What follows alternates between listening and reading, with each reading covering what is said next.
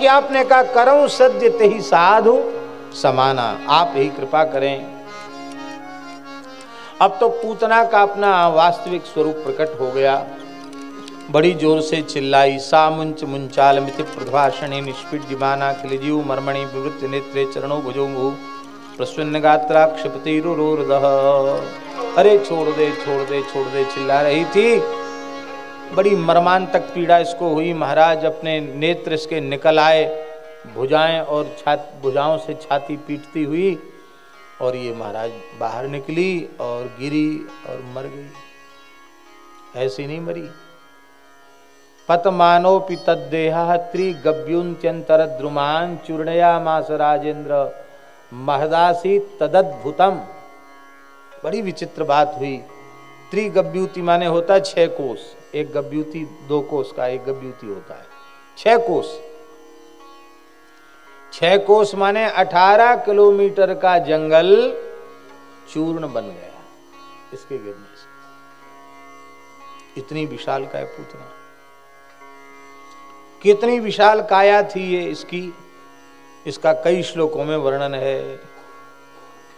ईशा मातृग्रदष्ट्रास्यम, हल्के बड़े बड़े फाल होते ना, ऐसी तो इसकी डाढ़ें थी।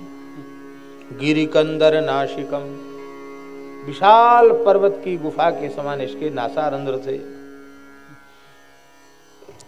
और इसके उन्नत पयोधर ऐसे थे मानो विशाल पर्वत के शिखर हो। ये 6 कोस की पूतना ऐसी लगती थी मानो 6 कोस का काजल का पहाड़ हो, और इसके पयोधर लगते थे काजल के पहाड़ के 2 ऊंचे शिखर हो, ऐसे लगते थे महाराज। प्रकीर्णारुण मूर्धजम, इसके केस बिखरे हुए थे, कैसे बाल थे महाराज जी, लाल लाल बाल थे इसके। 2 ही रंग के होते हैं बाल, या तो काले या सफेद, इसके लाल थे। विचित्र बात है कि लाल क्यों थे? मेहंदी लगाई हुई थी।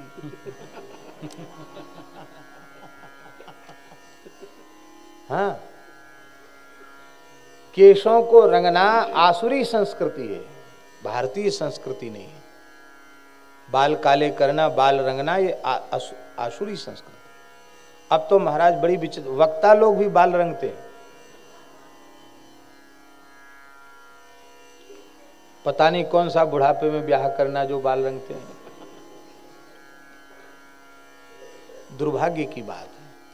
हमें अपने इस मलमूत्र के भांड नासवान शरीर से इतनी ममता हो गई कि हमको कोई बूढ़ा ना कह दे, इसकी हमको बड़ी भारी चिंता रहती है।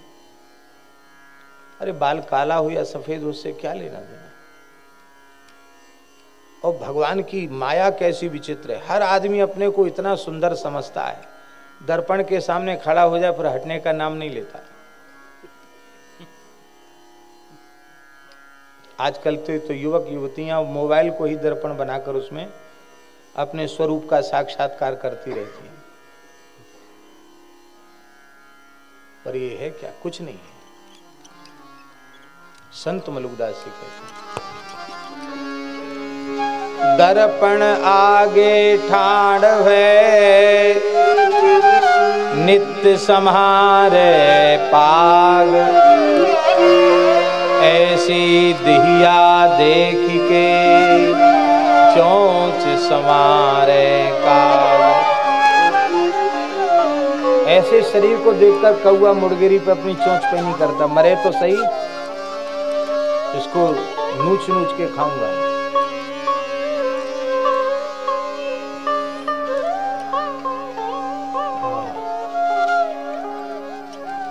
सुंदर देही देख के उपजत है अनुराग, मढ़ी न होती चाम जो तो जीवत खाते काग। इस पे चमड़ी ना मड़ी होती तो कौआ नोच के खा गए होते। भैया ये शरीर केवल भगवान की उपासना के लिए मिला है, भगवान की भक्ति का साधन है।